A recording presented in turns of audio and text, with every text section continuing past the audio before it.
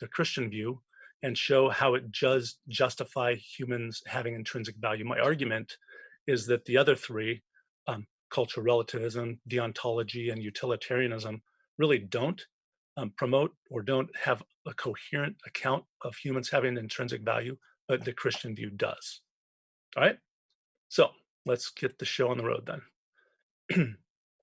So the definition then, what intrinsic value means is that something has value in itself. Um, Another way of cashing that out is it is not merely a means to some other good. Okay, so the value is in the thing itself, not in what it can produce for some other person. Okay, so um, some might argue that knowledge is intrinsically good, pleasure is intrinsically good, uh, or I'm going to argue humans are intrinsically have intrinsic value. Okay, this is to be contrasted from instrumental value, when which is good also. It's just a lesser kind of value. It's valuable if something has instrumental value. It's valuable as a means to some other thing. Okay, and the intrinsically valuable thing is the final end. It's the thing for which, this is a weird sentence, the thing for which instrumental goods are instruments. Okay, so something is instrumentally good when it is valuable for acquiring some other thing. Okay, and the final end, the final thing that the other instrumental goods are seeking is to bring about the intrinsic good. Simple example that utilitarians use is happiness is the intrinsically good thing, and all other things are valuable as a means to get it. So, for example, if you want to learn, you might say learning has instrumental value in order to gain something else, like a good job, so that you can get money, which also has instrumental value, so that you can buy stuff, which also has instrumental value, which makes you happy. But it doesn't make sense to say you want to be happy in order to get some other thing. So that's why utilitarians would say happiness is the intrinsically valuable thing, other things are instrumentally valuable. My view is that people have intrinsic value, that other things are instrumentally valuable to bring about the good of people. People can also have an instrumental value, like I'm doing it hopefully right now. Hopefully, I'm having instrumental value as well, but not solely instrumental value. All right. Now, so there's a difference between um, persons having it, and if my argument goes well, you'll agree that people have intrinsic value, which my goal is that we would then begin to treat people as though they have uh, intrinsic value. Now, let's back up a sec, because treating someone as though they have merely instrumental value is what we want to avoid. What does it mean? That humans then, on this view, would be that they're valuable as a means to some other end, some other more important, some more valuable end. And generally, when people think this, they think that other people have instrumental value to bring about their own ends. Like if I were to say that um, Joel had merely instrumental value, I would say that he is valuable to me as a means to my ends. That's if he's merely instrumentally valuable. But Joel, don't worry, that's not what I think. Okay. Now, so for example, a person on a personal level might treat others as, with intrinsic value. In other words, I might take your money. I might do something to force you to benefit me, to work out for my ends, my goals. I might mock you. Why? To make people think that I'm funny. So I'm using you as an object. Now, sorry that I even have to write this up on a screen, but um, a person supposedly who molests a child uses that child as a means to their own ends of gaining some sort of sensual pleasure. Right? Let's get that off the screen because that looks ugly. Or we might treat people as though they have merely instrumental value if we might enslave them. Like I might enslave you, take your labor so that I could build, I don't know, some pyramids or some roads or something like that. Uh, I might take property that you've earned. I might confiscate it so that I can, I don't know, some we might use your property to make a road. I might use your property to fund the government. Okay, so there was a little libertarian take right there. Um, we use people as means if we execute them. If we execute murderers for the purpose of deterring other would-be murderers. So in other words, we execute people in order to prevent others from killing. Okay. Now, that's a whole other issue of capital punishment, but you get the idea. There can be ways that we treat people as instruments, either personally or for social goods. All right. Now, on the other hand, if we treat someone as though they have intrinsic value, this is the part that's kind of more challenging. Okay. No doubt we have instrumental value for sure, but do we have intrinsic value? Now, in order to treat someone as though they have intrinsic value, is to say that is to agree and treat them as though they have value in and of themselves.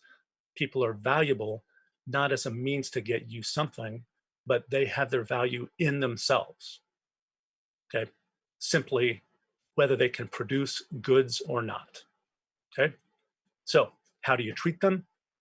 To treat someone as though they have intrinsic value, this is a weird sentence, but bear with me. You will treat them as though their ends or goals have intrinsic value. So if I'm to treat another person as though they have intrinsic value, I recognize what their goals are and desire the furthering of their goals for that person's own sake, not for my own sake. Okay. So I desire that the ends are met for them. So I've just gotten to know Wesley in the last few weeks. So if I desire his good, I desire it for his sake, whether or not it benefits me at all. So I would seek to help him further his own ends. Okay. And not merely try to get him to do something that benefits me. Okay. And then lastly, minimally, at least you don't interfere with them seeking their goals. So whether I help a person or not, one thing. But if I truly think that their ends have value in themselves, I would. But at least don't interfere. Okay. So here we go. First chance, time for you to ask questions if you want a clarification, if you have a question, if you have an objection, otherwise, we'll figure out what would confer or justify saying that a person has intrinsic value. Joel? Okay, yes. So it's the time to ask Dr. Odmark some questions, and we have one. Sam Carey has a question, so we will put him on and let's see. Take it away, Sam. Hello. My question is, are there other types of value and how do they weigh against intrinsic value? Can you give me a start? Like what kinds of other value? I just was using instrumental as a means of describing what intrinsic value is. So I can't think of anything off the top of your head. Do you have one in mind? Well, in particular, how does instrumental value weigh against intrinsic value? Oh, intrinsic value has greater value. If something that's kind of the point is if I say that you, Sam, have instrumental value, I might even preface that by saying you have merely instrumental value, whereas something that has intrinsic value has ultimate value. It's the greatest valuable thing. What is the So draw for that? What is the argument for that? I mean, you're stating a definition, but what's the right, draw for that? I'm stating the definition, what I understand intrinsic value to mean. I haven't offered any reason to think that humans have it yet. Okay. Got it? Okay, yeah, that's what's going to be coming. Thank you. Anything else? Yes, I don't see as though we have any other questions. I've checked the Okay. various platforms, so I think we are good to continue. Yeah. So, I mean, to Sam's point, I literally am just starting with a definition, what I understand the meaning of the term to be. I have not argued yet to show that humans have it.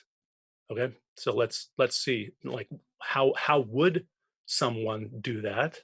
Well, as an ethicist, I think the way to do that is by moral theories. Okay. So sometimes when an instructor says theory, people's eyes glaze over and drool starts to come out of their mouth and they're like, oh, is there anything more boring than a theory? I don't think so. I think they're the best things. But they are what's going to justify any belief I think that we have. So I'm going to just quickly go through what I see as the three components of a theory, of any theory, but I'm going to apply it to morals. Three components. And by the way, I don't know what some of your disciplines are. So, for example, if you're a geologist, you have theories. If you're a police officer, you have theories about what causes crime. If you're an economist, you have theories about cause and effect, about all sorts of things, right? So you all have theories. So this should account for any theory. So a theory is going to make claims, metaphysical claims about the nature of reality. That's really what metaphysics is make statements about what is, what exists, how it exists. And so for a moral theory, I focus on goodness and badness. If I were, a cosmologist, my theory might be about the origin of the universe, but I'm doing a moral theory. So what claims I'm going to make are going to be about goodness or badness. Okay, what's right and wrong. So I'm going to make a claim. I'm going to show you what each theory's claim is about what is good. Okay. And then next, the theory's got to provide some justification for those claims. This is back to Sam's question a little bit. Any theory or any claim has to be justified somehow. Why think? If I say that, for example, something is good, why think that? Okay. Now, I'm just going to flat out say for this lecture, I'm not going to be doing almost any of this second bit. That's where you go to school and you try to find, of the many theories, what are the reasons to believe it and why is one better than the other? Well, that's beyond by far the scope of what I want to do today. I'm simply going to describe what the claims are about goodness and intrinsic value, and then going to talk about what they say for this last thing, which is how do the theories provide direction. Okay, here's how you should act. Like I said, I think these are components of any theory. Biology is going to do it, economics, a person who believes in the flat earth, right? They're going to make a claim about the nature of reality that, well, what's the shape of the world? It's of the earth that's flat. Then they're going to try to provide reasons to think it. And then they're going to say, here's how you ought to live in light of that. Don't go on long sailing journeys, right? So, but I'm not going to do that. I'm going to talk about what's good. And in light of what's good, here's how we should think about acting. Okay? So, and then a good theory is going to do all of these things well. Okay, it's going to be coherent. It's going to provide good evidence. It's going to provide good direction on what we ought and ought not do. All right. So that was quick. I'll go back here. Are there any questions about anything that I'm expecting a moral theory to do? Because now I'm going to try to answer Sam's question about what justifies thinking that there's goodness and intrinsic value. Any questions about moral theory? Objections? Yes, I don't think I have seen any. I'm kind of scanning the different platforms we're on, but I'm not seeing any questions or comments. Okay. Yeah, this is probably a good place not to have questions, because Okay. I'm going to go through each theory and then make its claims about goodness, and then see how it fares on justifying or not whether humans have intrinsic value. All right. So I'm starting with cultural relativism. Why is that? Because it's, I think, the most common, most popular, um, most easy to understand. I really do think it's the most popular one because it just makes so much sense, which is not to say that I think that it's true, but I think it really does make just kind of introductory plausible sense. So what is the claim that cultural relativists would say is that good or bad is defined by culture. So one's culture is what determines what is good. Whatever culture calls good is good. That makes it good. It's kind of like an umpire calling strikes and fouls, or strikes and balls. If he calls it a strike, it's a strike. right? He calls it a ball. It's a ball, like it or not. Okay. Now, this argues that there are no universal moral standards that would apply to all cultures, all times, all places. Um, there's no universal to appeal to say, oh, that culture over there is bad, or we were wrong back in the day to do this practice, right? If culture calls it good, then it is good. If our culture now calls it bad or good, then it is what the culture says, okay? Now, I'm not going to talk about the justification. Like I said, uh, there are justifications for it. But then the third part is, how does cultural relativism guide our direction for how to act? And it's simple. You simply obey your culture's moral codes. If you want to act rightly, you obey the codes. If you want to act wrongly, then you disobey the codes. To disobey the codes is to act wrongly. Okay. Which kind of gets you in trouble with people who think that there are universal standards.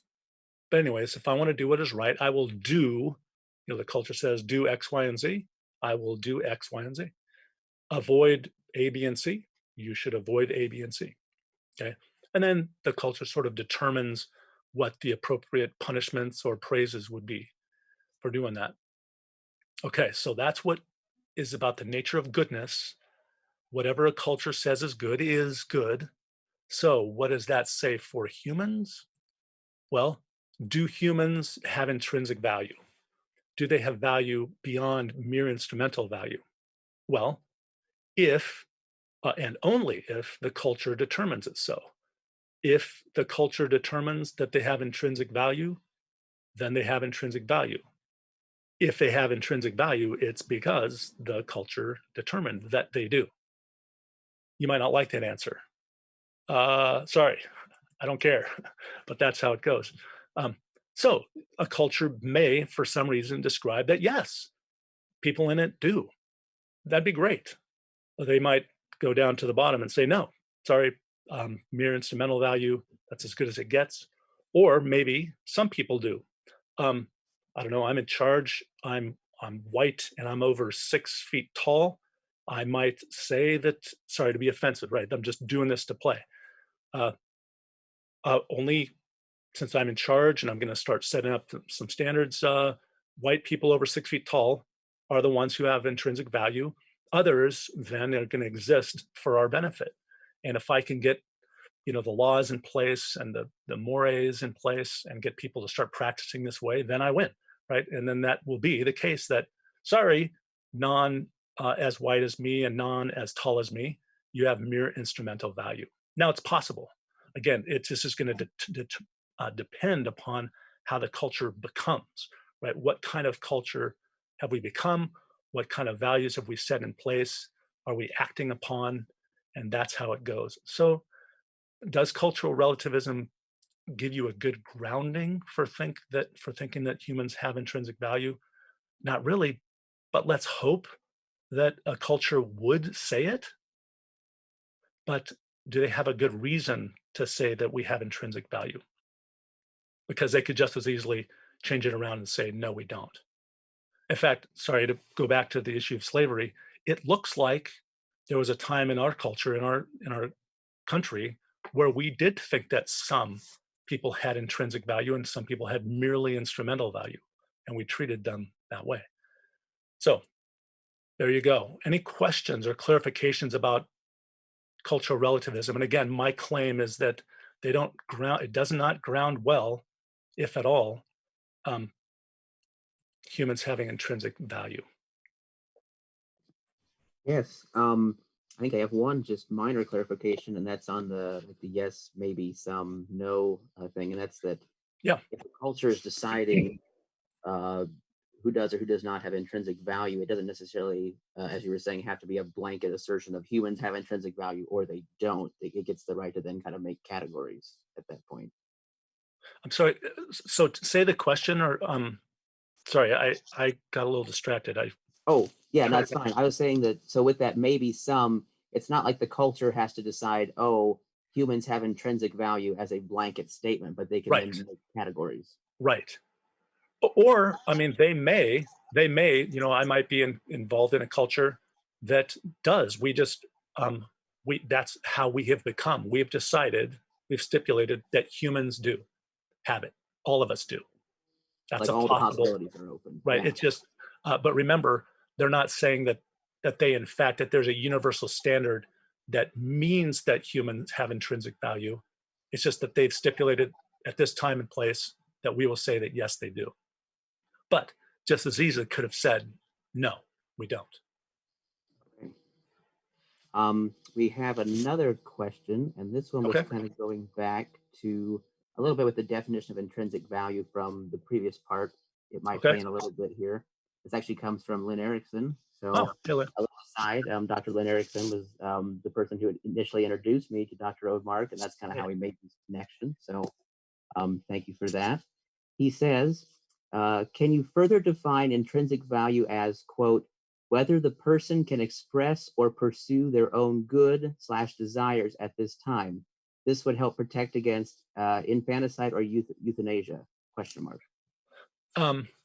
So yeah, in order for there to be a good for the being, let's say a fetus, um, it doesn't have to be able to experience a good or prefer it at the moment. So for example, when I'm sleeping, I don't desire my own good, or I don't, you know, intend to bring about my own goods. So there can be something that is good for the being, that is an objective good for it, like its survival, first of all, without it being able to sort of appreciate its good at a time. This would also protect if fetuses have intrinsic value, this would protect them if um, mentally handicapped people did, someone who's brain dead, uh, either temporarily or permanently. Yeah, you don't have to be able to at a given time appreciate or desire your own good in order for you to have a good. Okay. Not That sure was if a good, that yeah, that was a answers. good clarification and a good thought there. Thank you. We have one more question, and Okay. this is from Wesley. He says, how then is back on the cultural relativism topic. Sure. How then would a culture change the rules? By majority? Yeah. See, this is, I mean, you wouldn't change here's how you wouldn't do it. You wouldn't do it by saying, hey, it looks like we're wrong about this thing, that there's some objective standard that we're failing to meet. What happens is, I think the way that a cultural relativist would argue is we just change our desires. We no longer um, agree to think this way. We just come to appreciate something differently. It functions differently. It's not like yeah. I don't want to go too deep into cultural because this is where problems really start developing for the theory, like how many people have to determine it in order for it to be right. Um, yeah, changes just happen, and they aren't even for the better or for the worse. They just occur. Okay. Sorry to disappoint. What if you Yeah. want a solid answer about how cultures determine what's right? They just Yeah, do. it's kind of a murky area Yeah. there. Okay, I think that is all the questions we have Okay. at this juncture. So I will give you the green light to continue. Yeah. So I always start in lectures with to my students about cultural relativism because that's the most plausible, that's the most easily understood, but it has serious objections. This one, utilitarianism, um, is is much more plausible. I'm just going to maybe confess that if I weren't a theist and a Christian theist, I might pick utilitarianism. Um, Anyways, but I am, and so I don't. But it has a lot going for it. I think some things going for it. All right. So here, the view is that pleasure is the only intrinsically good thing. And note I put only. It's not that there are other things that are also intrinsically good. It's pleasure is the one thing. Okay. So here's John Stuart Mill. He's the big proponent from back in the day, back in the late 1800s, late 1800s. Pleasure and freedom from pain are the only things desirable as ends. That's another way of saying intrinsically good. And and that all desirable things are desirable either for the pleasure inherent in themselves or as means to the promotion of pleasure and the prevention of harm. Okay, so pleasure is intrinsically valuable. All other things are instrumentally valuable in order to bring about pleasure. Okay, so I'm going to quote him a couple times, but that's his big. Oh, my wife just brought me cookies. I won't eat them in front of you, so until it's my turn not to talk. All right. So another thing to say about this is that pleasure and happiness really are are interchangeable. So I sometimes might say happiness. I also might say pleasure. Mill thought that they were interchangeable, literally the same thing, or interchangeable anyway. Pain, on the other hand, is bad. Okay. There's my big claim as a utilitarian about the nature of goodness. Okay. My claim about what is. Okay. Now, so hold on to that. That's going to govern the rest of my theory. Okay. Now, I'm not going to say anything about why utilitarians became utilitarians, about their justification for the theory. That gets us into epistemology. I'm just going to bypass that. So, what should we do? Let's go to the third part of any moral theory. How should we then live?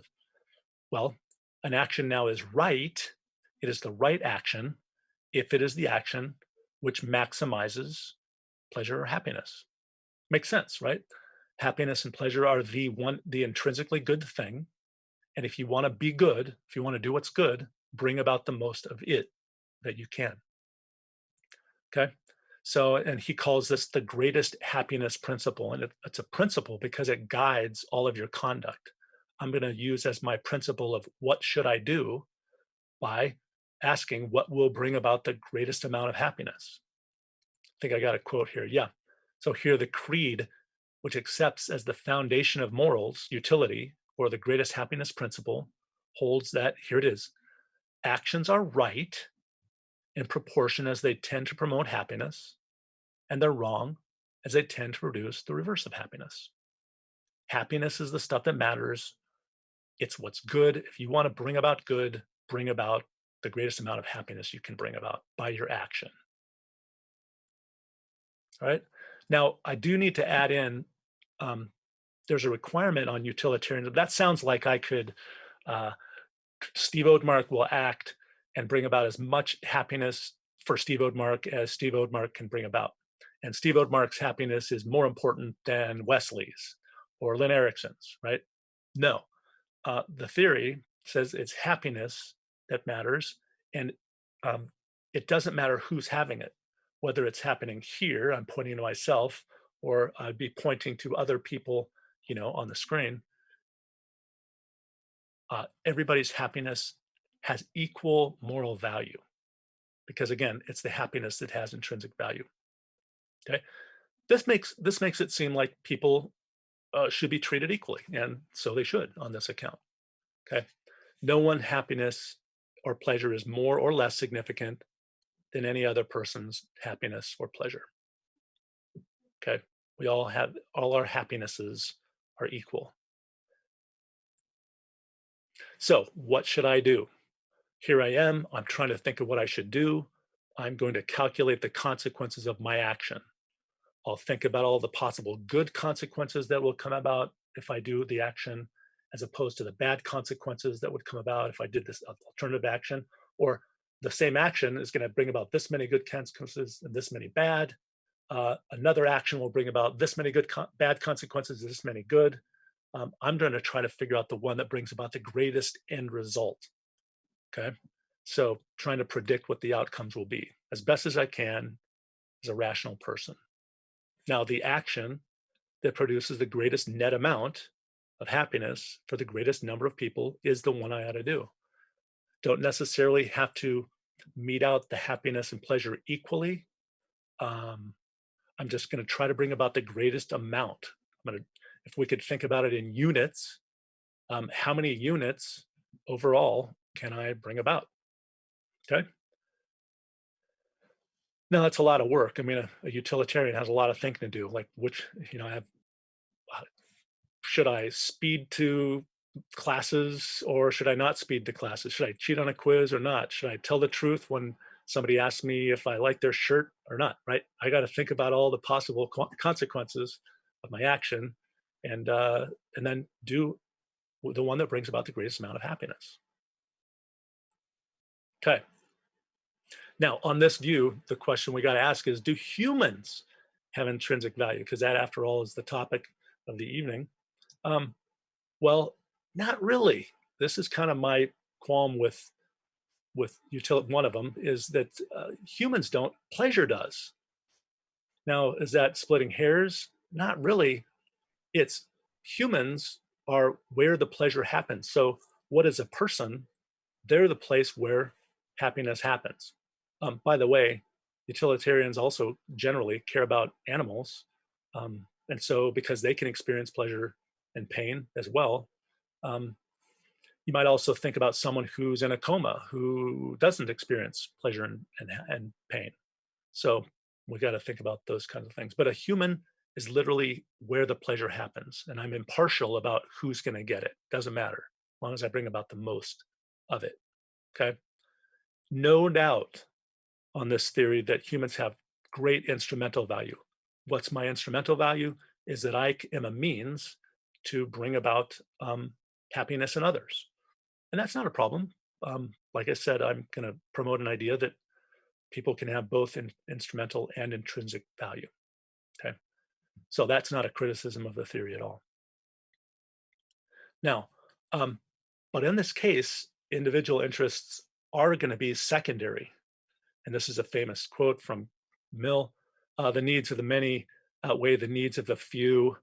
And I can't remember which Star Trek it was. It was the one where Spock has to die to save the ship, and he adds in or the one. So maybe I'm expressing my great age because that's a Star Trek that's so long ago that most of you weren't even born yet, right? But this is true. The individual's interests are secondary.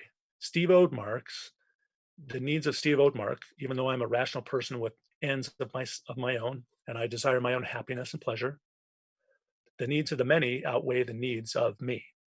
So I have to weigh my happiness as one of among many. Okay, and if it requires great sacrifice of me to bring about a little bit of increase in happiness for the whole, then I'm required by utilitarianism to do that. Now, pause for 1 second. Utilitarians are going to say, exactly, right? Steve, you want to do an action that brings about the most good, right? Do you really think that you should be able to bring about and do an action that brings about less good in the world? So I'm just expressing what utilitarianism teaches. It's a demanding theory, very demanding of a person. Okay. Now, so the rights and interests of individuals can easily be overridden to produce the greatest amount of happiness and pleasure for society, for example. My freedom might be overridden in order to because I might be able to bring about more good for society by serving society's interests than my own. So you can then use my labor or freedom or property. Maybe you even need my life. I don't know why you would. Maybe you want to, I don't know, harvest all of my organs and give them to, meet them out to other people who are sick. That's kind of a crazy thought, but still, it's not impossible on this theory. So, does this theory let us think that humans have intrinsic value? It comes close in saying that each person's value is equal, but remember, it's the happiness that has the greatest amount of value. All right. So there, I tried to do utilitarianism all in 5 minutes. I did my best. Any thoughts, questions, objections? Maybe I didn't give it a fair shake. Yes. So, first of all, Sam Carey thinks that your quote from Spock possibly came from Wrath of Khan. Oh, okay. Okay. So Good. that might be where it's from. Okay, we have a question here, a little bit about, I guess, kind of connecting or trying to differentiate more so utilitarianism and the cultural relativism, and that is Okay. this. Who defines pleasure? Or how is it intrinsic good, but how do we know what it is? Yeah. Okay. Um, I don't know if you'll like this answer, but I'll do my best. Um, this is actually one of the problems for the theory, because if I take pleasure, uh, pleasure and happiness are going to be that thing that I seek. Okay, what explains, why I would do a thing is apparently I think that it's good. Okay, so I'm going to do that which brings me pleasure. So if I take pleasure in, playing tiddlywinks, then that's, it's that experience, that phenomenological experience of experiencing pleasure. That's the thing. There's no hierarchy about what is one better kind of pleasure. Although John Stuart Mill did think that the intellectual pleasures were a higher kind of pleasure than merely sensual pleasures, and he thought that because if I had to give up these sensual pleasures or the intellectual pleasures like that humans get, I would never give up these in order to get more of these. But I would give up these. I would suffer physical in order to continue to have the intellectual pleasure. So he does want to say that there's a kind of the kinds of pleasures that humans can experience are a little bit more valuable, because given the choice, I would choose these, even though I would have to give up these. Okay, at least that's what his claim is. So yeah, it's Okay. a little fuzzy in that pleasure is that experience that we call having pleasure, and people take pleasure in different things. Like, and this might be a problem. I mentioned a child molester earlier. They take pleasure in that, in the same way that maybe I take pleasure in a really interesting conversation with a friend about philosophy, or a bunch of friends about philosophy. Um, Hmm. and there's not much room in the theory to judge that one is better, or the one's condemnable. Hmm. So Yeah, I and I might be guess doing a little caricature there, but yeah, and I guess when you're um, you kind of did get onto this with your last hypothetical there, but with your when the pleasure of you comes into conflict with the pleasure of someone else, I think sure. the follow-up in the question said something like, if my definition of pleasure is twisted, and I think that by snapping rubber bands on people because I enjoy it, it brings me pleasure, but what about others? What's to stop me from doing it? I guess was Right. But as a good utilitarian, I'm going to have to weigh the interests of all of it, right? So I don't just get to go around snapping rubber bands. That's why maybe I'm going to try to, like, abuse people who can't experience pain, right? hmm. Maybe if I'm going to be a good utilitarian, I'm going to have to make sure that my pleasures aren't interfering with or nullifying other people's pleasures. Okay. Kind of creepy, but um, Yeah. yeah, I don't think someone who's like that is actually going to be a utilitarian. Yeah. Um, let's see here.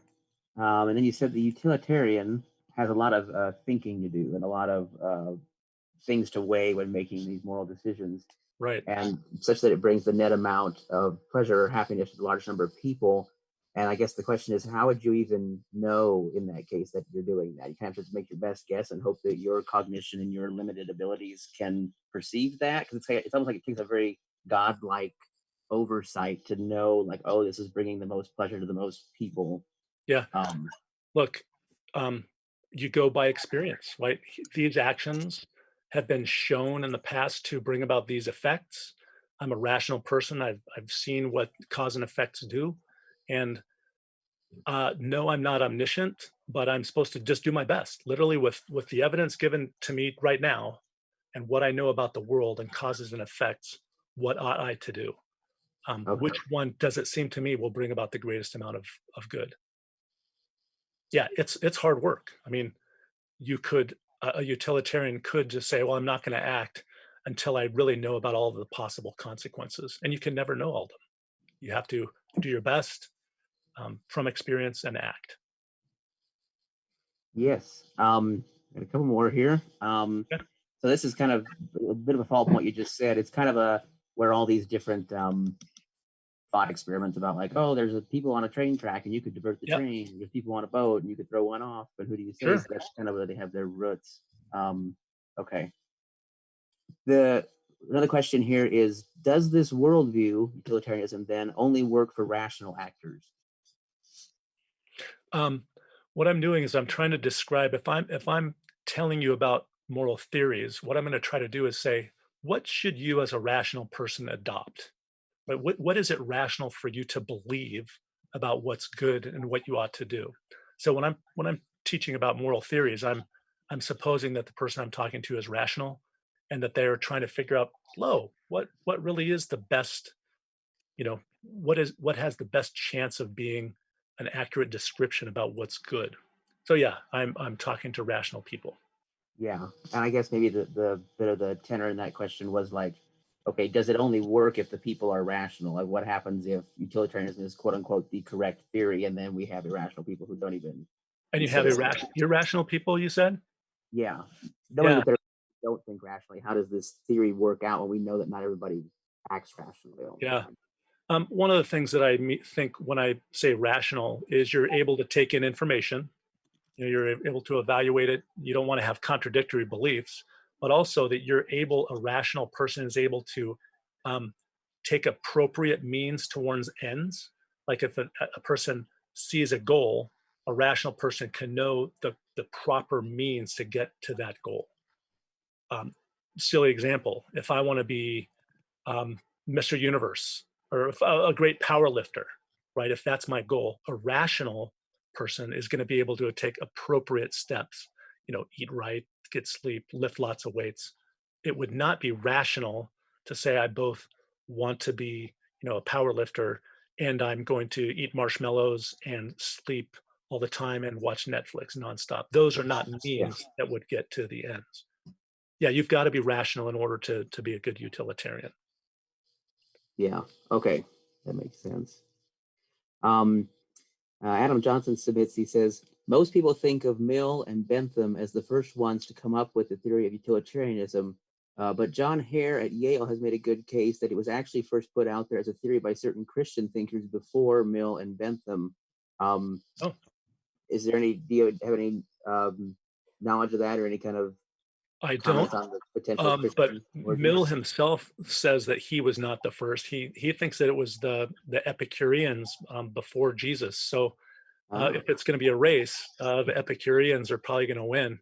And then no, it's an interesting question though. Could um, a Christian use this? Okay, I'm just going to go off script here for a second.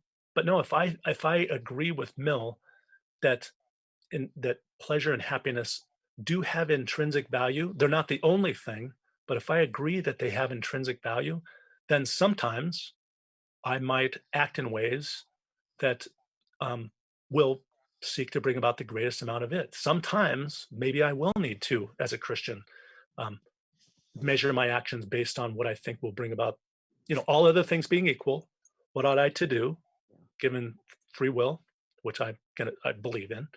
um, what ought I to do? Maybe I would use this. I would use utilitarian principles sometimes.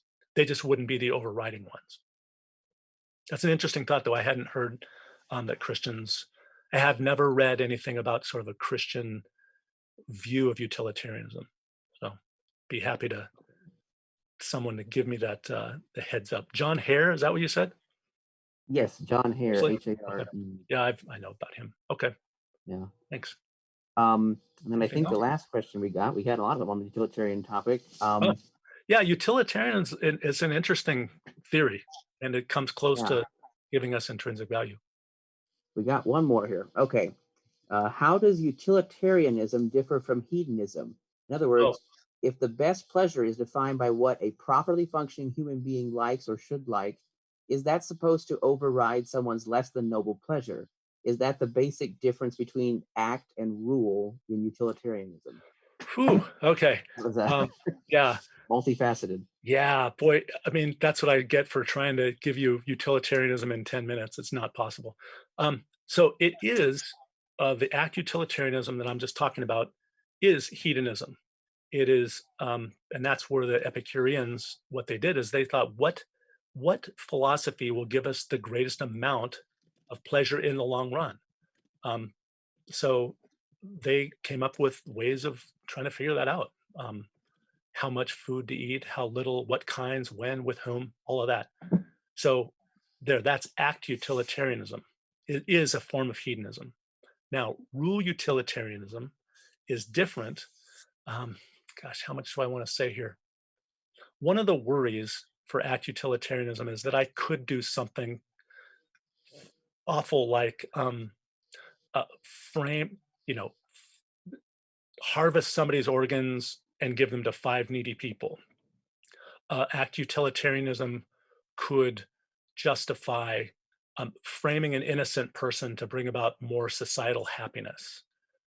Act utilitarianism does allow you to do things that you think are wrong.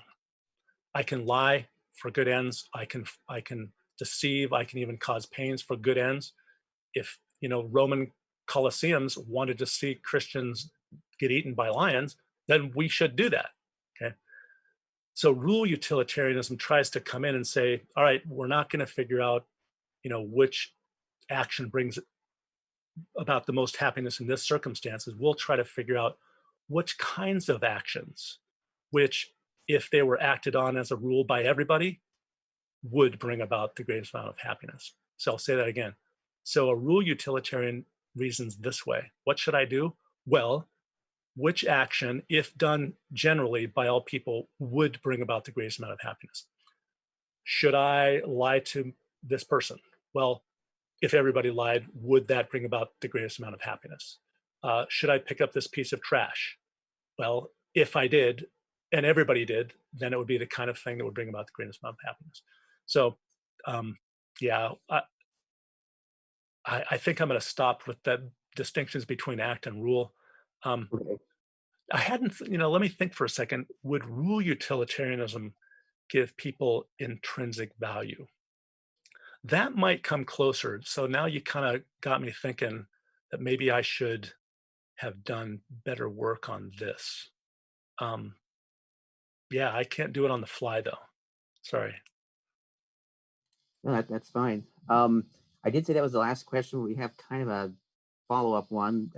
Takes a little different track, and I'm going to kind of meld two together here. It says, like, is there a sense in which Christians could be described as utilitarian, but we would define God's pleasure as the thing that matters most, or like the Christian hedonism concept of John Piper or something like that? Would that actually be utilitarianism or not? I'm going to give an account a little bit later about what I think is a Christian view. So can I hold off on that? Yes, you can. Now, I mean, I did hear one person said to me as I tried to argue this, that God being an infinite being, his happiness matters more. So that sounds plausible, but I don't think that Christianity thinks that way, that what makes something good is that it makes God happy. Okay. You can Okay. fight with me about that in about 10 minutes. How's that? Yeah, we can put that off for Okay. when you get to the Christian part. Yes. Okay. Yeah. That I think is all the Here we go. many questions. We can proceed. All right. I'm bringing up Immanuel Kant and the ontology because though probably the least popular among the people, us normal people, philosophers like it a lot. It's a very complicated. He's considered a great moral philosopher. Um, so I can't talk about this kind of thing without bringing him up. So my apologies. And for any of you who have ever read Immanuel Kant, my apologies again. He's hard to read. All right. Here's the theory's big claim. What would Immanuel Kant say? The only thing that is intrinsically good is a good will. So it's not happiness. No, it's not happiness. He's going to get as far away from the utilitarians on that. It's not fulfilling your inclinations or desires. Intellect isn't even intrinsically good. All those things can be used for bad ends. The only intrinsically good thing, he calls it good without qualification, is the term he used, is a good will. So, what is one of those? Well, a will obviously is the human's capacity of volition to be able to make a choice. Okay, so every human's got that. Um, I'll say yes, every human's got a will, but not everybody, according to him, has a good will. What makes a good will a good will is that a person chooses, he uses or she uses the capacity of volition to choose in order to perform duty for duty's sake, not just doing one's duty, but choosing to do it because it's my duty. Now, if I have a good will, then I will always, in all circumstances, choose and attempt to do what is good. Why? Because is it to bring about any effect? No. The only reason I do it is because I know that it's my duty. Um, why am I going to give my wife thanks for the cookies she gave me when I go upstairs? Not because I love her, not because the cookies are good, not because I want her to make more in the future, because I have a duty. Let's say maybe I have an argument for that I have a duty of gratitude towards her. Okay. And I will do my duty because it's my duty. Only then is a will good. Okay. I've said duty and goodwill as many times as a person should ever say that. So I keep going. Okay. So uh, I'm doing my duty for duty's sake. What is my duty? I'm ashamed that I'm trying to do Immanuel Kant in 5 minutes, but here we go. Let's do our best. What's my duty? I reason thus, right? I will act only on that maxim that I can will to become a universal law of nature. What should I do? I'll go back to cheat on my quiz. Well, I will act only on that maxim, that reason, that principle that I could will become a universal law of nature. That's, when the maxim I'm in need of, a good grade, I will cheat. Can I will that everybody does that? What would that do? Um, I can't universalize that because then everybody would always be cheating. No one would be gaining information. And then I go to the brain surgeon and he or she has cheated his or her way through college. And, I can't will that. Can I will lying? No, no, I cannot will that everyone lies. I cannot want it to be the case. Um, could I will that, when thirsty, a person takes a drink? Mm, yeah, I have no problem with um, could I will that whenever someone's thirsty, they take a drink? Sure, that's fine. Okay, so that's Kant's claim about how you know what your duty is, and you are doing your duty. You have a good will if you're doing your duty because you know it is your duty. Now, this doesn't seem like it says anything about people yet, but the next one does. He has two forms of his categorical imperative. Categorical, by the way, means categorical, always, in all circumstances, all the time, is what you should do. An imperative means just that, what you should do. So it's an absolute command to do an action.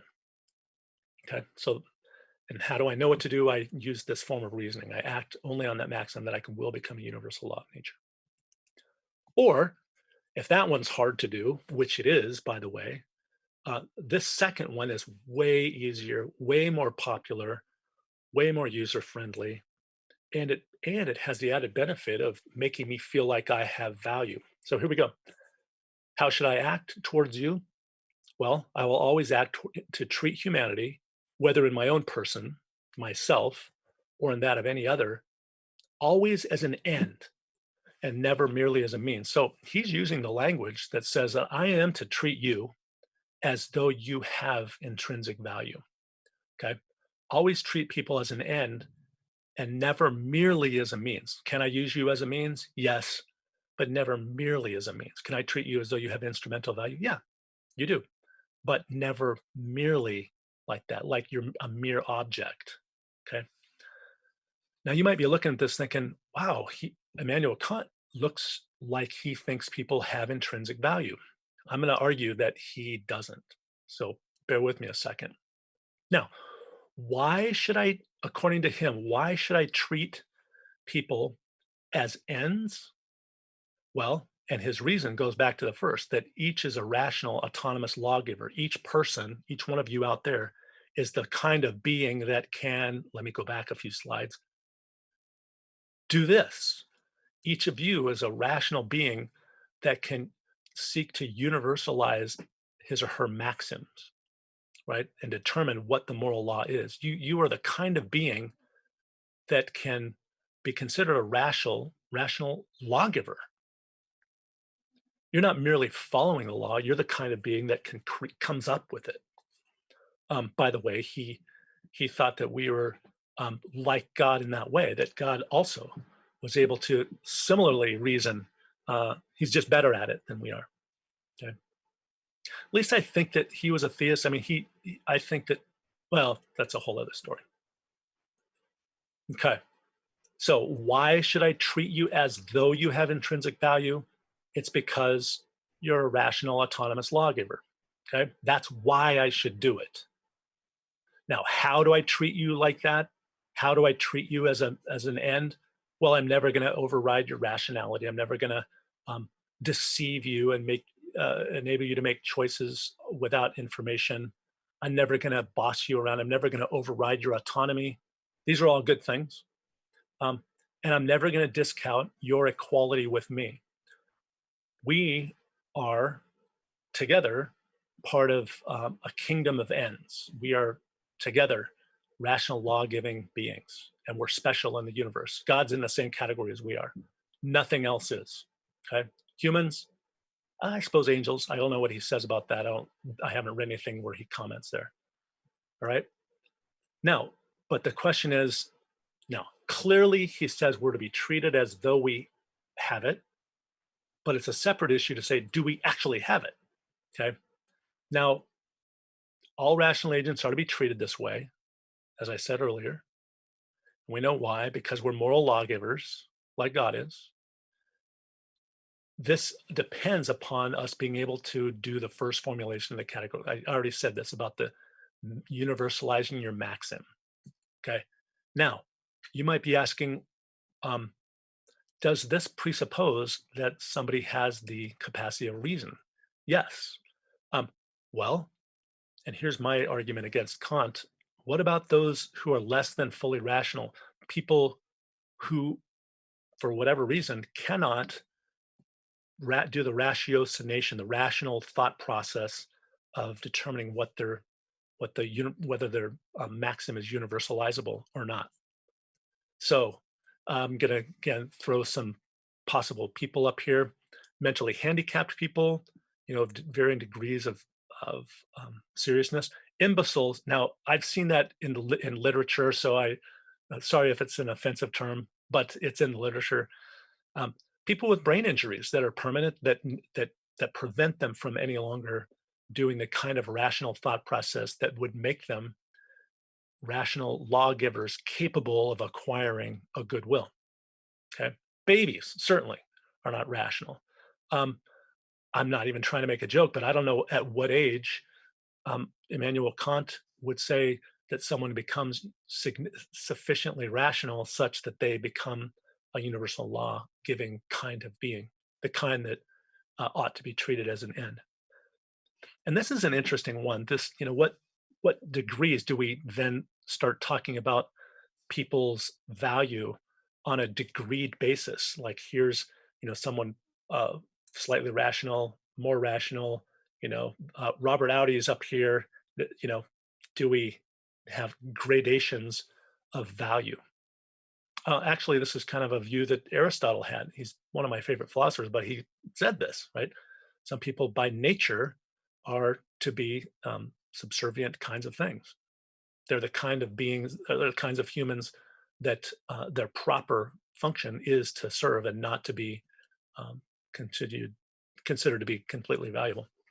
So there you go. That was my Immanuel Kant in 10 minutes. I did my best, tried to be fair and accurate. Any questions? Yeah, I'm not seeing many questions. I suppose, oh, here we go. One question is, how do you know I am a RALG? Rationally, I'm trying to deduce what that stands for. While we wait for the clarification on that, Okay. Maybe it's a rational agent who's a lawgiver. Lawgiver. Yes, that is correct. Rational Maybe. autonomous lawgiver. Okay, Well, there we go. here we go. How do I know you are? Yeah, but how would we know somebody is that? I guess we were kind of talking about that there with the So beginning. in order for I see the question, how would I know that you are a rational, autonomous lawgiver such that I should treat you with as an end in yourself? Is that kind of what probably what the question is? Yeah, I don't know. I Yeah. couldn't tell. I mean, I guess um, that's a good question. I guess you just suppose, as I look at many bodies surrounding me, that you're rational in the same, along the same lines as I am. Um, Now, can I just say that I'm taking Kant beyond what he has said. He has not said that there are degrees of sort of value among humans. He hasn't said that. Hmm. So I'm taking what his view is, and um, I'm saying what I think one of the implications of his view is. So he doesn't think that I should look around at different people and say, yeah, I don't know if that one has as much value. I don't think I need to treat that person as well. Um, so I'm going to just stop there because I don't know if he admits of degrees of value among people. Yeah. I guess the Wesley's who asked that, he followed up with, Okay. in other words, how, so kind of about, how would I know if someone is, and then how would I know if I myself am a rational autonomous lawgiver, or if I've reached the actual ability to reason well, question mark. Yeah, I don't know what Kant would say about that. I guess he would do the kind of thing like he would ask you, "Who's asking? Is it a rational agent out there asking?" I don't know. I don't know how That's a to good answer response. that question. I think that if you're wondering, then you're rational enough to be considered a rational lawgiver. Okay. And then I kind of had one quick follow up on that, is that, I mean, it's kind of your extrapolation from what Kant said about the degrees of rationality and how that would play into whether or not humans have intrinsic value. And that is, it seems to me, looking at, whether we take rationality or any other characteristic we could pull off the shelf, that if you suddenly make that choice that this characteristic will grant intrinsic human value, then you're suddenly on this Mhm. scale of degrees, and you can't really make as hard a line as you maybe thought. Yeah, no, I agree. Um, and especially someone who has lost their rationality or does not yet have it. I think this theory Yeah. would not say that you couldn't justify like a baby having intrinsic value on this theory. I don't think you could get that. Certainly not a fetus. The cognitive Maybe not ability. even a toddler. Maybe not even a teenager. I don't know. Yeah. I'm joking now because I really don't know where he's going to say. But you're right. Once we say that what confers value is a particular property, that it was when that property is gone, then you have to say that the value is also gone. Yeah. Okay. So that seems to be all the questions Okay. about the ontology that we have Okay. received. Uh, So we continue on. so let's this. Oh, geez. So how long do we have? Well, we got 15 minutes at least, right? I'm not going anywhere, Yes. so I've got Yes, the. you do have at least 15 minutes. Yes, Yeah. we're good. Now, I'm going to get what I think is the Christian take on whether people have intrinsic value. Um, I'm going to be very open to people adding in stuff. I'm given a sketch about how it ought to go. So here we go. But it presupposes something I know that you at Ratio Christi, I don't have to offer as part of my proof that God exists or that Jesus is God. I'm going to take those as granted, at least in this case. My theory depends upon them. Um, Probably, if I really wanted to prove the theory, I'd have to first prove both of those. But for today, uh, I haven't been trying to give justifications for why the theory should be accepted, just what they claim. So let's get to it. Um, and I'm going to say that my view is going to sound a little bit, if any of you know about Thomas Aquinas, some of his views I'm stealing from him, from among others. And his claim, and the claim is that God's nature. So, what is good? Well, God's nature is the source and measure of goodness. God's nature itself is the source of goodness and the measure of what is goodness and badness. Now, just want to stipulate right off the bat, this is not divine commands theory. So if any of you are out there waiting to pounce on me because I was floating divine command theory, you don't get to, because it's not. So let's keep going. So good then is a relation to God's nature. Example that I think helps is if I were going to ask you, what is the altitude of the ocean? You'd say that is sea level. Now, if I'm going to similarly, um, good then is a relation to God's nature. It can be the closer it is, the way the thing should be, how God has created it, that is good. And the departure from that is um, sin or evil. Okay. So things are good. They are products of God's creative activity. Humans are, for example, among any things. So good for humans would be to function and be the kind of thing that God created a human to be. Okay. Super fast. If you need trouble, if you have trouble sleeping, I've got a chapter in my dissertation that talks about this whole thing. So there it is. It's not divine command theory. It's God's nature is the grounding and is the essence of what goodness is. God creates things with ends in mind, and they are good to the degree that they become and function in the way that God created them to function. Okay. So right action, what makes an action right? You can see that I'm pretty exercised, making sure that you don't think that I'm a divine command theorist.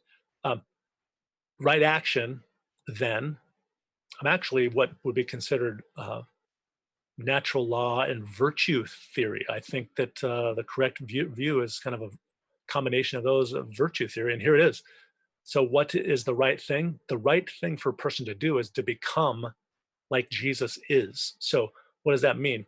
It doesn't just mean to act, it means to acquire the beliefs, attitudes, and desires, the kind that Jesus would happen. Now, then these, if I have Christ like beliefs, attitudes, and desires, they will result in actions, right? Um, I'm to do the kinds of thing that he would do. But I can only do that if I become the kind of person that he is. And if I believe and desire, if my attitudes are changed, I can't merely just do the action. Like on divine command theory, it might just be say, go do this thing. Um, now, I could go on, but right action is to become like Jesus is, to acquire the character that he has, and those will result in actions. Um, Sideline for free. I think that sometimes it's easy to as Christians simply say I ought to do an action, um, but if it's against the kind of character and nature that I have, doing that action, I might be able to do it for a while, but eventually I'm going to fail, right? If my goal then is to become the kind of person like Jesus is in my beliefs, attitudes, and desires, then those actions will flow out. Like an attitude of love, a character traits of love will flow out of me. All right, so I'm kind of preaching to the choir. Sorry. All right. So the question that I might be able to ask is, what would Jesus do if he were me? Um, right. If he were me, if he were 56, kind of balding, colorblind, lived in White Bear Lake, Minnesota, middle class, uh, bum knee, 4 kids. I don't know. I mean, right. If what would he do if, I don't know, someone was intruding in my house or needed money or, I don't know, attacked me, right? What would the kind of thing that would Jesus would do? Well, I'm to be increasingly seeking to become like Jesus is, so that I can do the kinds of things that he would do. And the more that I do the kinds of things, the more I come like he is. It's this recursive process. All right. Now, what does this have to do with intrinsic value? Well, how would Jesus think about humans, or how does he think about them? What are his desires and attitudes towards people? How does he, in fact, or did he, in fact, act towards them. And my argument is that, as far as I can tell from the way that he acted, he thought um, humans have intrinsic value. He sure acted like that. Let me keep going. Now, I've got three brief arguments. I'm even admitting that my first one's weak, but weak is better than nothing.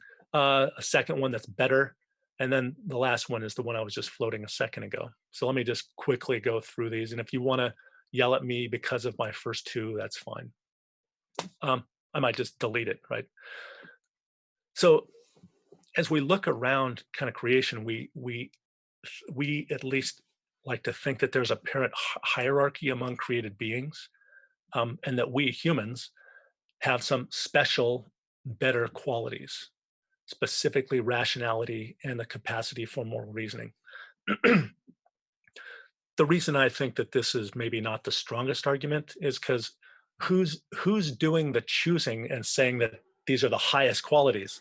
Well, it's me, and I like rationality because I have it, and I'm going to give special favor to the moral capacity. Why? Because I have it, right? So humans, I think, tend to do that, but I don't know. Even having said that, it seems like that those are qualities that we have over and above any other created thing, except for maybe angels, right? Okay. So that there's at least one possible thought. Why else might we have intrinsic value? This one I think is better. Well, we're created by God in His image. Now, that goes back to the idea that I say that God is the source and His nature is the essence of goodness. We're made in His image, and I'm not saying that we're made perfectly good like He is, but we are unique among His creation in that we are said to have been made in God's image. Now, what exactly that means, it doesn't mean, two arms and two legs. Does it mean that we also uniquely have spirit and intellect? Maybe. Is it that we're also able to have a moral capacity knowing good and evil? Maybe that's what it means by in His image. Able as He is to rule. This is one that a friend of mine, theologian, painted a pretty good argument that that's what that means, is the image is that of ruler. Or is it that we're uniquely capable of carrying on a relationship with God? I don't know what, I'm going to just fess up and say I don't know for sure what in God's image means, but it looks like it's special and that we have it uniquely, and that this gives us the greatest value. And then lastly, and this is what I think, since my ethic is about what goodness is becoming like Jesus is, and I use Him as my moral exemplar. How did Jesus treat people? Did he treat people as though they have intrinsic value and not treating them merely as means to an end?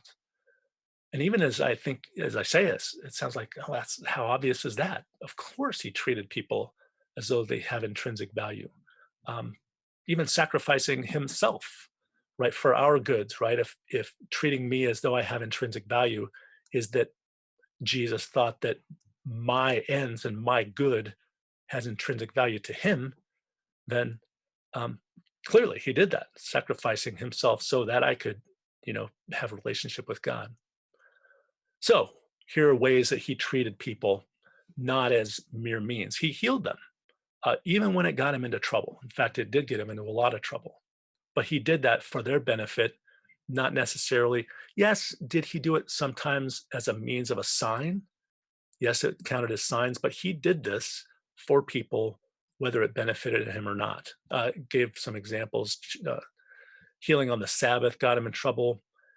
Healing women that are even considered unclean, or lepers also considered unclean. So He did those things not for His own benefit. He did it for their good. Okay. Now, that's going to be kind of my main stopping point. Now, what would be the upshot of this talk tonight? I've talked to you about other theories, so you could how might you use this information? You might be able to say, all right, well, the other theories don't provide good justification to claim that people have intrinsic value. So if you're going to, for example, you're talking to a friend about moral theories, you might, and they are not, they have a non-theistic theory among the kinds that I described, and you're having a discussion. Why would on those other theories they discourage someone from committing suicide? Presumably, we would, because we would say that they have intrinsic value. But on those other theories, um, they don't really have intrinsic value. So I don't think that the other theories could provide a good answer to this question. For example, um, now the other theories might go, yep, you're right. Still, my theory, I like my theory better. But this could be one way of just showing how a good feature of the Christian moral theory. Okay. Now, another one is you could say to yourself, whoa, this does prove that I myself have intrinsic value. In case you wondered, uh, Jesus thinks you do. God thinks you do. Now, here's another upshot of this one. This is where I kind of get like preachy, right?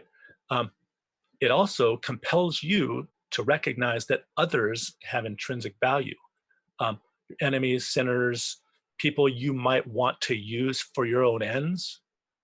Now, so treat them in this way is not so treat them in this way to use them, but treat them. This compels you, if you are now offered a reason to think that people have intrinsic value, you're now provided with a reason to treat them, even when it's not in your own interest, kind of like Jesus did. So why might I sacrifice the good for the good of others? Sacrifice my own good for the benefit of others?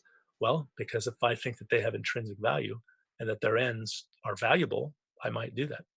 Anyways, uh, I think that gets us to the very end. Time for clarifications, questions. I guess I can leave those overall points up there. You're on. Okay. Well, thank you. Yeah, that was excellent. We do have some questions, and I'm sure maybe some more will be rolling in as we get going. I will start with this one, and this one was submitted kind of in regards to a previous question, kind of about sin being Okay. what displeases God and doing good is what pleases God. They said this. Um, Actually, I could probably mute them to ask that, but I'll read off this and then we'll go to there. Okay, so it says, if by definition sin is anything thought, said, or done that displeases God, on the other hand, something that pleases God, aka not sin, would therefore be good. How would you respond to such? I guess how would you respond to such a theory of morality from a Christian sense if we defined it on the pleasure of God or the displeasure of God?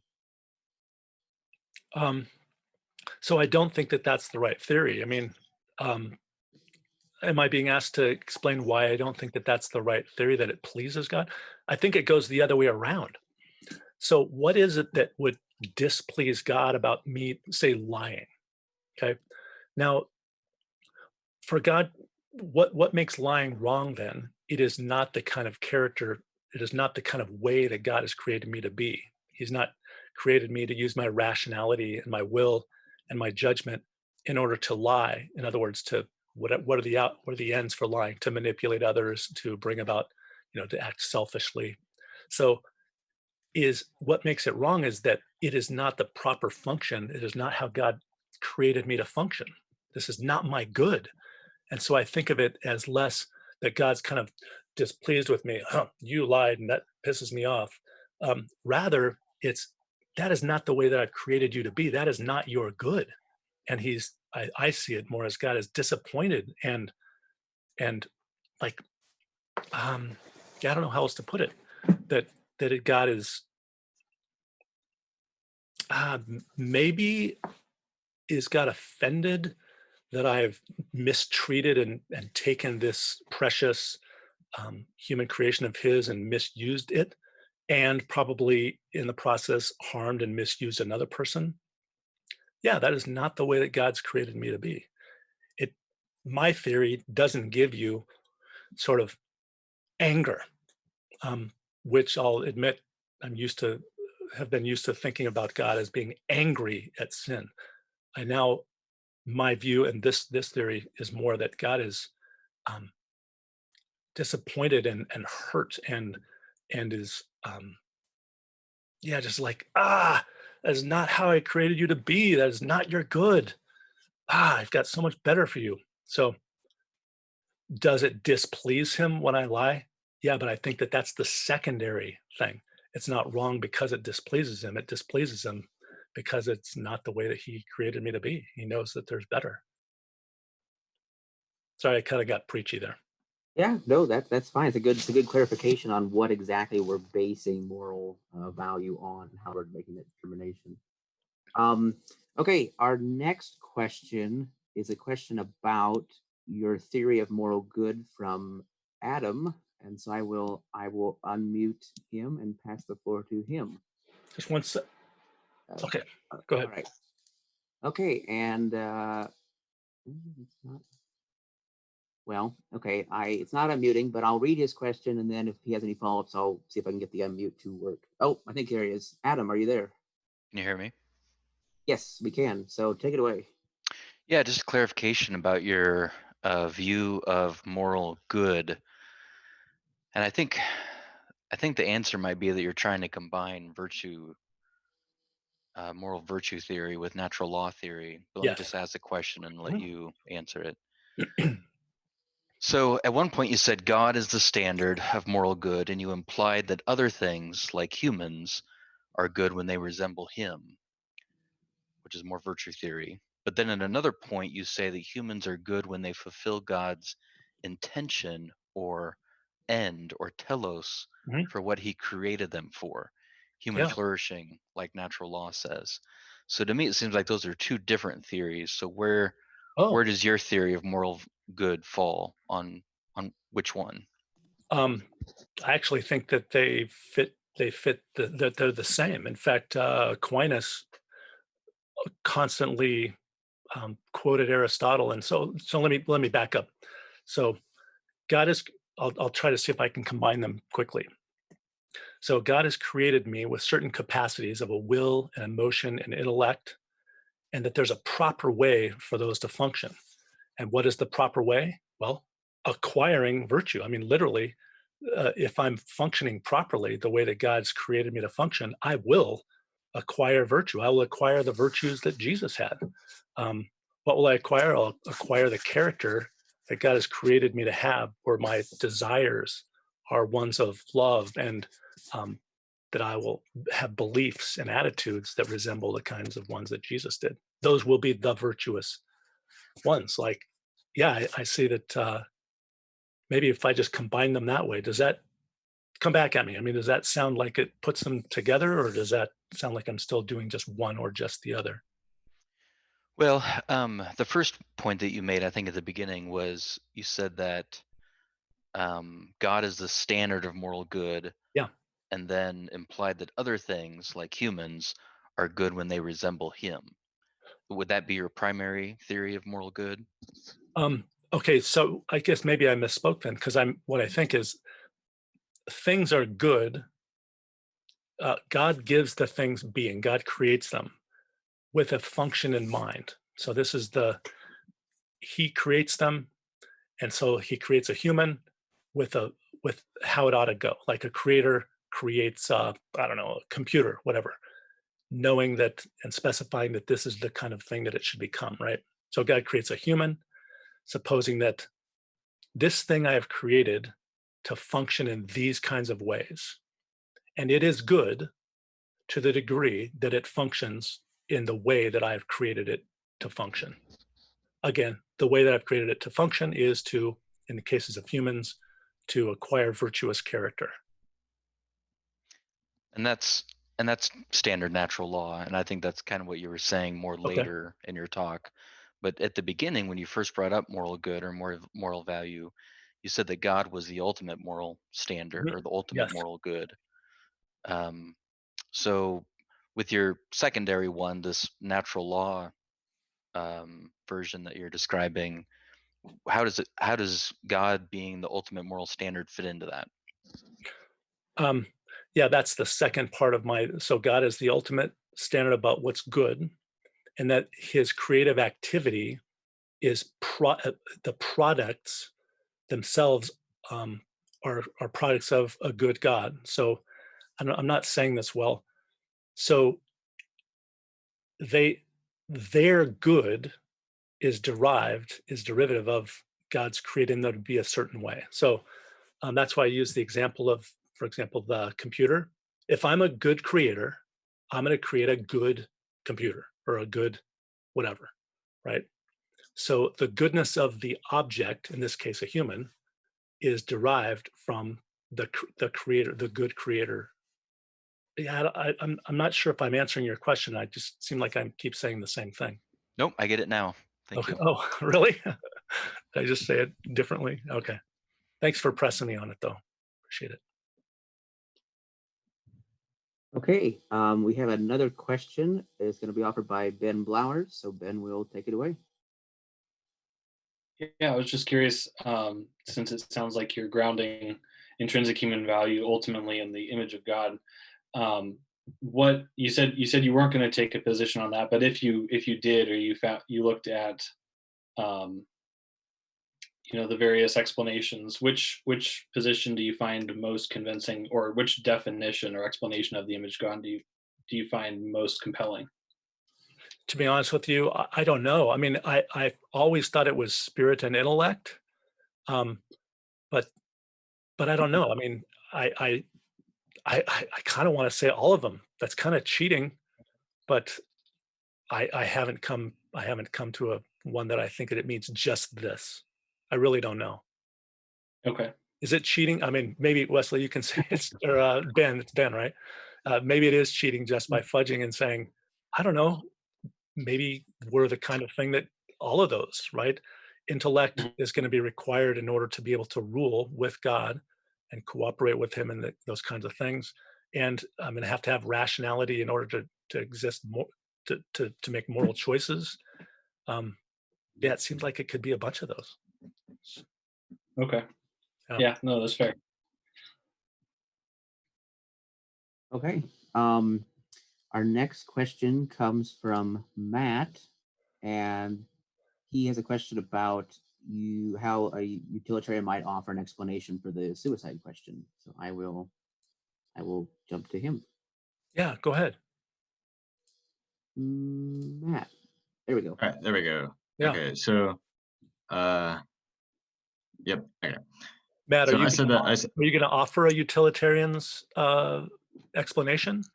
yeah, or I was Oh, just go. thinking, as a utilitarian, I suppose from that position, I might argue that someone who's thinking of suicide has no potential for happiness. Well, when they're dead, like while they're alive, they still have that possibility of happiness or pleasure. And on the also that they would cause sorrow or the Sure. lack of happiness for others, and you could follow that line of reasoning to make some sort of justification against Yeah. suicide. No, that would be a good utilitarian way to think about it. Yeah, just think of all the pain and suffering you're going to cause by killing yourself. Yeah, that would be a good one. But now recognize that once again, what that does is it puts the locus of value on others. So you're not value in and of yourself. Your value, you should not do this action not for your own sake, but for others' sake. Now, and that's fine. That's exactly what a utilitarian is going to say. But just remember where that puts the value is on others. So, for example, it's Matt, right? So someone might ask me, now what would be wrong with killing Matt? And I have no intentions, and don't worry, I'm 700 miles away.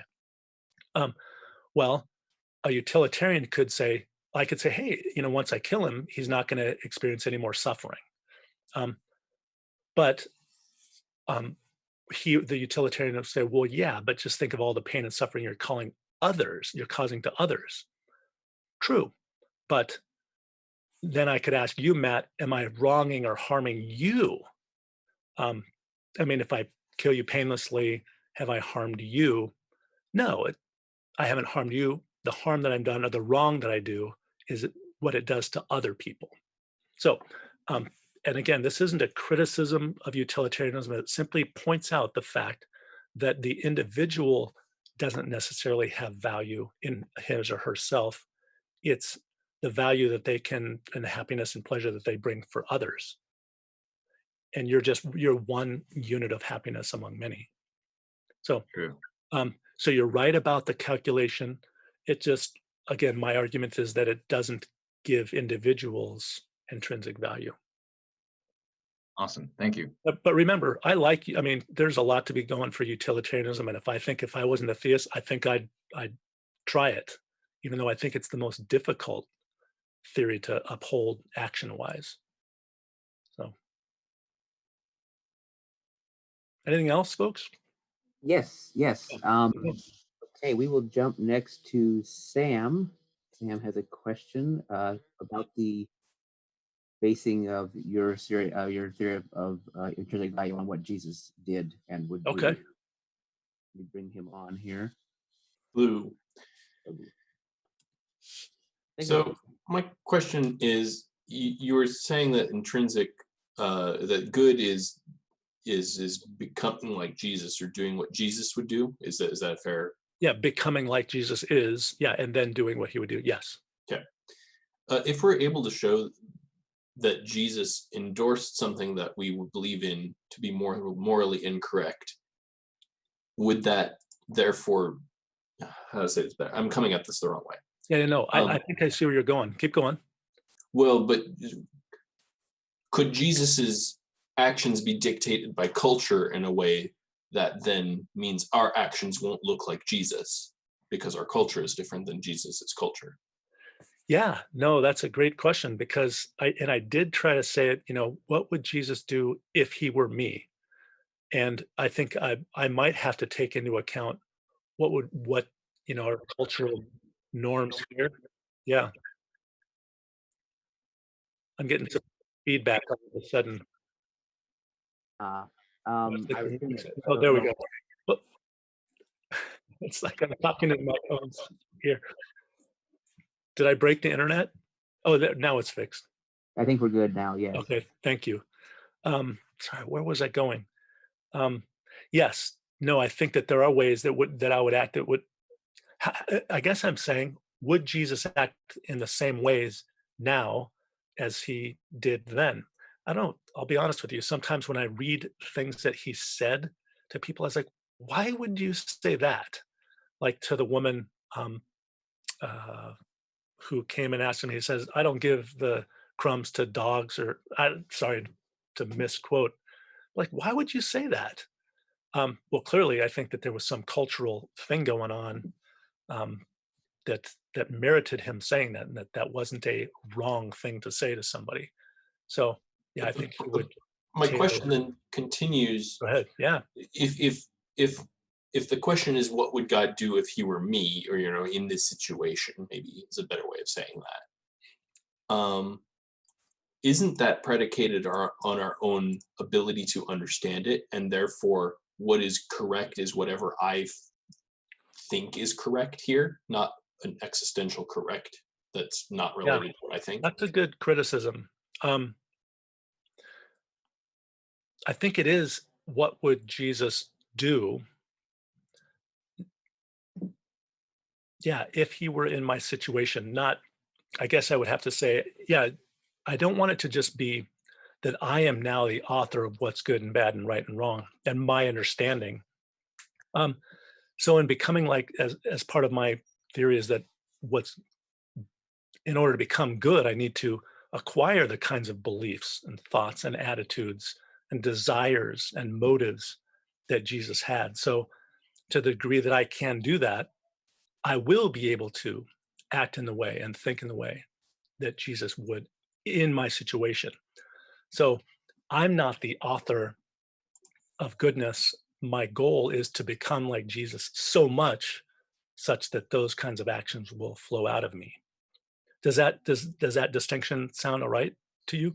Yeah, I'll have to think on more. Yeah. But thank you. No, so there is still an objective fact of the matter about what Jesus would do.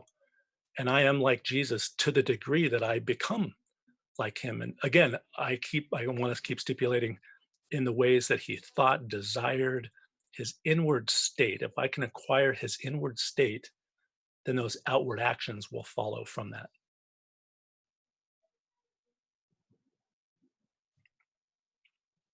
Okay. Thank you. Let's see. Our next question is going to come from Wesley, and we're going to try unmuting him here. We haven't been in the control room, but we'll try it now since we're just in the Q&A session. Wesley.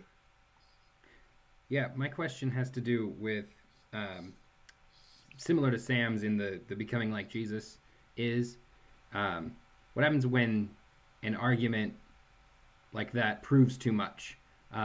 I think of Mother Teresa's argument with letting a murderer go because Jesus would forgive, and that argument seems to me that it proves too much because anything anybody ever does, I mean, here on earth, that means because Jesus would forgive. It seems too blanket.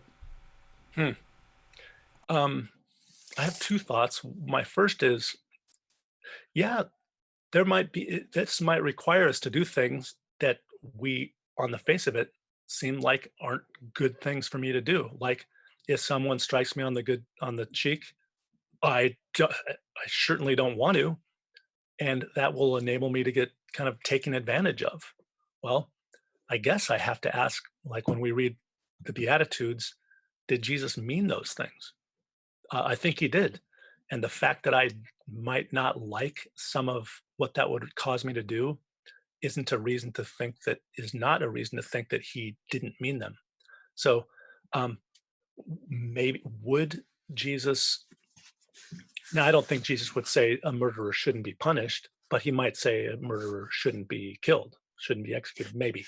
To be honest with you, I'm not ready to do a capital punishment argument, but yeah, it might require us to do things that seem like they would not have the consequences we want. Now, as soon as I say that, I become a consequentialist, right? Or a utilitarian, because it would bring bad outcomes. If my theory is right, then I'm called to do the kinds of things that Jesus would do if he were me in this circumstance, then it might require me to do some really hard things.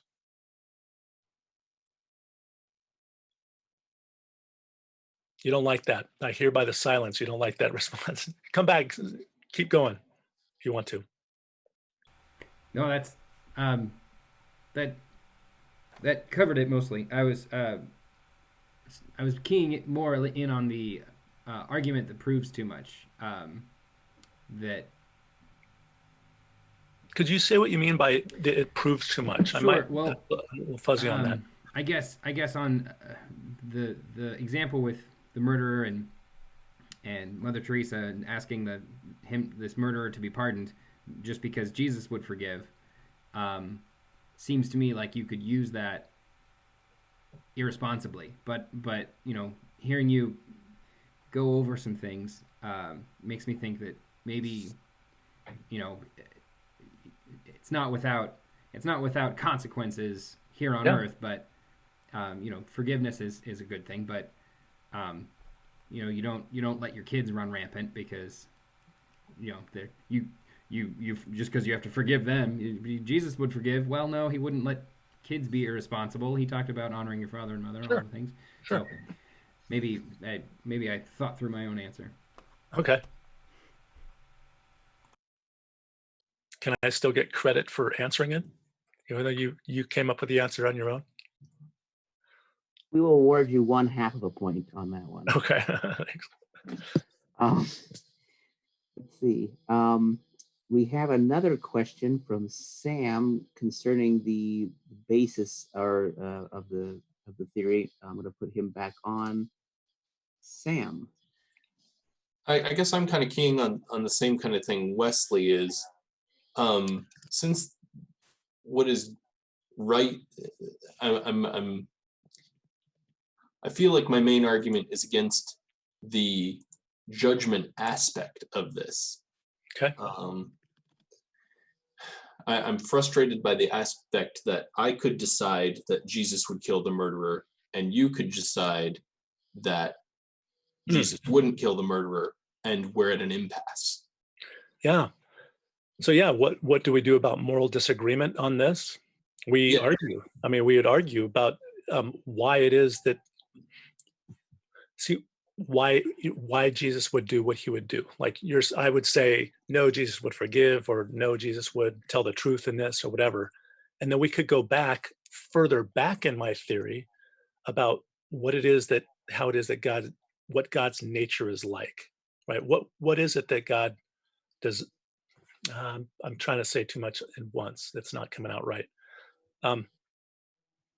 We do still have objective facts of the matter. Namely, can I use an example? Let me just say, would Jesus lie to the Nazi at the door who wants to kill Jews? Okay.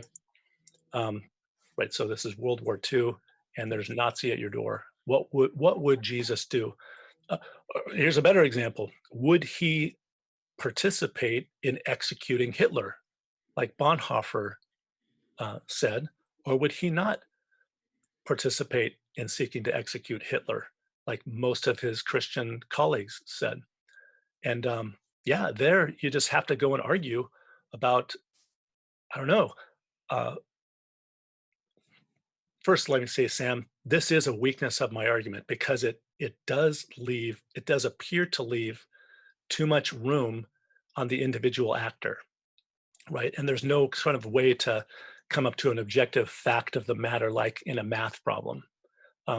And by the way, that's just going to be how it is sometimes in sticky matters with ethics. So it is going to be fuzzier than that. But yeah, I think a person, say you're arguing, or I'm arguing with Bonhoeffer about whether I should execute Hitler, and then you have to bring in, would Jesus do this given all that he knows about what Hitler's going to do? And is this a means that Jesus would use? And then I'd have to kind of, I think I would come up with against Hitler and say he would do some other means. And Bonhoeffer's going to say, no, Jesus would know that in this situation, this is the only way to do it. Yeah, I don't know how you get good moral argument on my good moral argument that comes to a really satisfactory conclusion. Other Yeah, than, that's look, the thing with, you do your best, and then you act like Bonhoeffer in fact did. Like it may be the case that I'm wrong about this, but as far as I can tell, given everything I know, I believe this is the thing I ought to do. You know that, right? That he's a German pastor who attempted to. yeah. Okay, sorry. I guess we've correctly circled around my problem with the argument. It's a good worry. Yeah, it's a good. That's a good question. Thank you. Yeah. Okay. Our next question is from Alex about a little bit of relating this to God's immutability or unchangeableness. So I will put Alex on. Okay. Alex, take it away. Oh, geez, I'm on. I just was wondering if you could expand a little on a previous statement you made about God being disappointed. Sure. With someone's sin. And I'm not sure if that's something you've explored a lot, but I was just reading an article recently about issues with talking about God's reaction to things. Okay. Because God doesn't react. Oh. In that sense, because he doesn't change, and reaction implies change. Mm. And that's also an Aquinas thing. If you, yeah, which I'll be honest with you, I don't think that's kind of a unity view about God that says that he doesn't. Yeah, I mean, it's just no passions. Taken to extreme, it's like he doesn't even have a belief, because that would be a change. I don't hold the view that there isn't the kind of change in God that is like, a reaction. He could change his mind. He could see something and react. Yeah, I think that God does react. So I don't really have a good argument for that, other than the opposite view just doesn't even seem possible. So, but your question wasn't so much about the kind of reaction, rather anger or disappointment or like that. It was just whether he reacts in any way at all. Right? Right, because God being omniscient would seem to put a question to that as to whether it would be possible for him to not know something. Yeah, boy. So that gets us in a whole different